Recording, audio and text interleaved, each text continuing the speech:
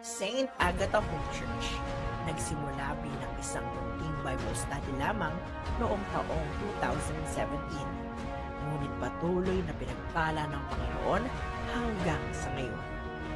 Balikan natin ang mga anibersaryong ating ipinagdiwang bago pa tayo makarating ngayong taong 2023 sa pagdiriwang natin ng ika-6 na taong kadakilaan ng Panginoon sa kanyang ministeryo dito sa Saint Agatha Homes.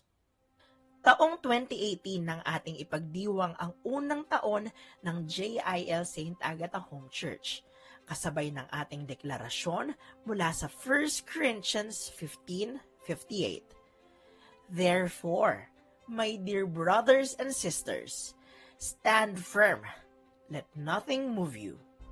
Always give yourselves fully to the work of the Lord, because you know that your labor in the Lord is not in vain. At hindi nga nasayang ang pagsusumikap ng mga mananampalataya ng Diyos dahil nagpatuloy ang ating gawain at patuloy ring pinalago ng ating Panginoon. Kaya naman tumungtong ang sumunod na taon at ating ipinagdiwang ang ikalawang anibersaryo ng JIL Saint Agatha Home Church. Ating isinapuso ang Revelations 3 verse 15 to 16. So because you are lukewarm, neither hot nor cold, I am about to spit you out of my mouth. Kaya naman, patuloy na nag-init at nag-alab ang mga mananampalatayang dumadalo sa JIL Saint Agatha Home Church. Sa ikatatlong taon ay ating ibinandera ang liwanag ng Panginoon as we proclaim Isaiah 60 verse 1 to 2. Arise, shine, for thy light has come, and the glory of the Lord is risen upon thee. For behold, the darkness shall cover the earth, and gross darkness the people. But the Lord shall rise upon thee, and his glory shall be seen upon thee. At tunay nga na nagliwanag ang kabutihan at kapangyarihan ng Panginoon dahil sa panibagong taong ipinagkaloob niya sa atin. Kaya naman, sa ika-4 na taon ay patuloy ang ating proklamasyon sa kabutihan ng ating Panginoon na bagamat nagkaroon ng matinding pandemya, ay patuloy pa rin ang pananampalataya ng mga tiga Saint Agatha Home Church sa ating Panginoon.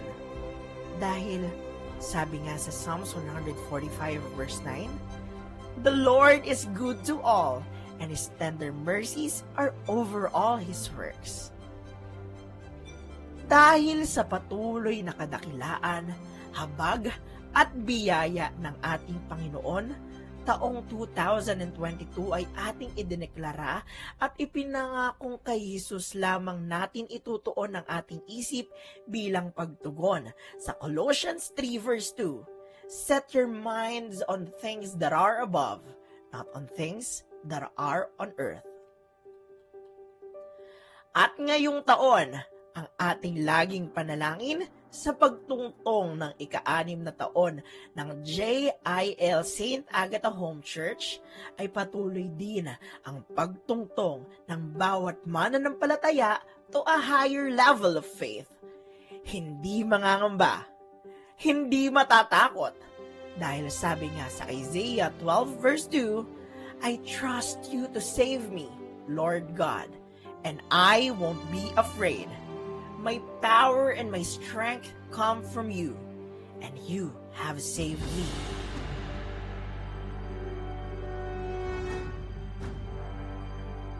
Marami na ang ating pinagdaanan.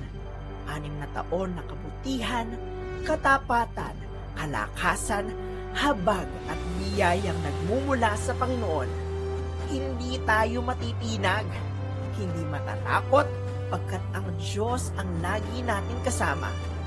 Subukin man ng panahon at pagsubok, basta tayo'y sa Diyos nakasandal at nagtitiwala, tiyak ang tagumpay na ating makakamtan. Ganito tayo sa JIL Saint Agatha Home Church.